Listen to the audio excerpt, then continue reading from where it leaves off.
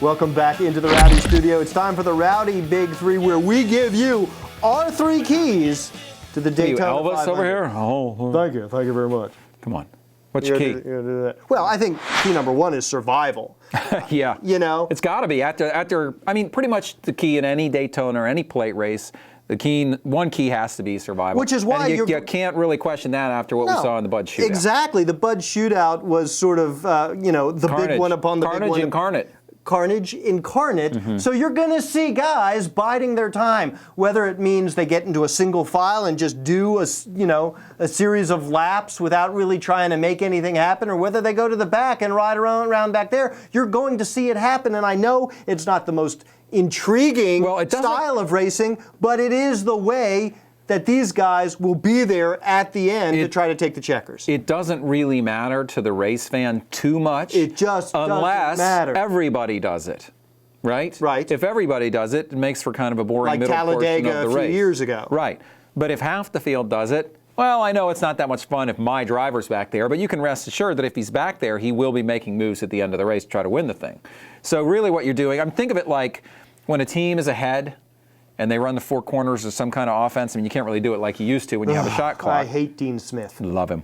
But you're basically, when you stall, when you take time off the clock, you're essentially shortening the game. That's what you do when you run in the back at a plate race. You're taking laps out of the race, laps that you would normally be racing on. You're taking those out of the race. You're shortening the race. And by shortening the race, you are decreasing the chances, theoretically, that you're going to have a wreck. Well, right? And you're also, by not being aggressive and trying to make things happen, you are not taking as much risk, which is the other side in of that. the middle portion of the race. But what happens is then at the end of the race, you Everybody get down. goes, ah! Pretty much. Yeah. Pretty much. You want to see that again? No. Ah! We didn't want to. So I think that's what's going to happen, and that's sort of another key, which is when and how do you make your move at the end of this race? What's the end game? Because we saw it in the Bud Shootout, and I think we're going to see it in the 500.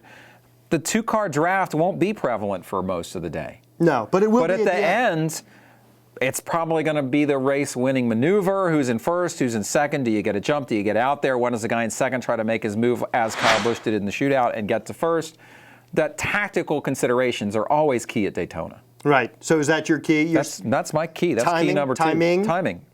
It's all about timing. Well, and our third key would normally be our picks. Who do we like in the race? But a race like this is it's not impossible to handicap. Danica Patrick. Danica Patrick. Look, if Trevor Bayne could win it, Danica Patrick could certainly win it. Danica Patrick winning isn't any more fluky than Trevor Bayne winning. I agree with you. I don't think it's more fluky. I don't know if obviously Trevor Bayne won, so we know that the likelihood of that was kind of great, greater than we knew at the time. Whatever 100%. Whatever that means. I'm remembering the future. Yes. In any case. You and Michael J. Fox. Yeah, well, it happens. But I think there can be any number of winners, obviously, as you say, to this thing because of the tactical consideration. But you have to like the horsepower that the Fords have shown during speed weeks.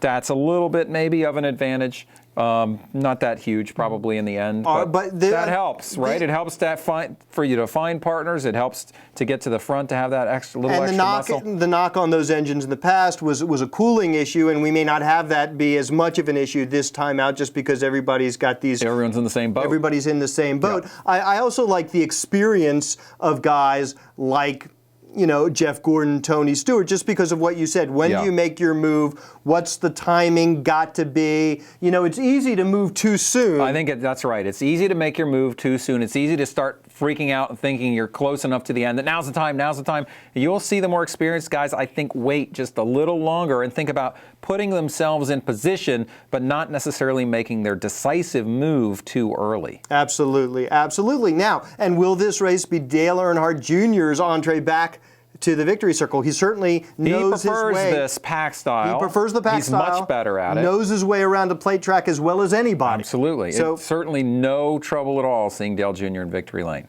There you go.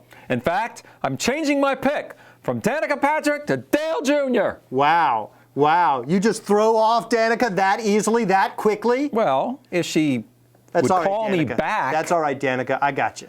I'll go with Danica Patrick. Since you're going with Junior, I still think I'm going to be more popular for my pick. A lot of people are going to say that you're pandering to the Junior Nation. But in fact, I'm pandering. I'm pandering to the Danica Patrick Nation. And by the way, when we talked to Junior before the season, briefly, He introduced himself as Junior, not as Dale, but as Junior. So we're going to call him Junior all season long. Yeah, when we talk about Dale. Thanks for watching. Rowdy.com. Say it like it is. Say what like it is? Rowdy.com.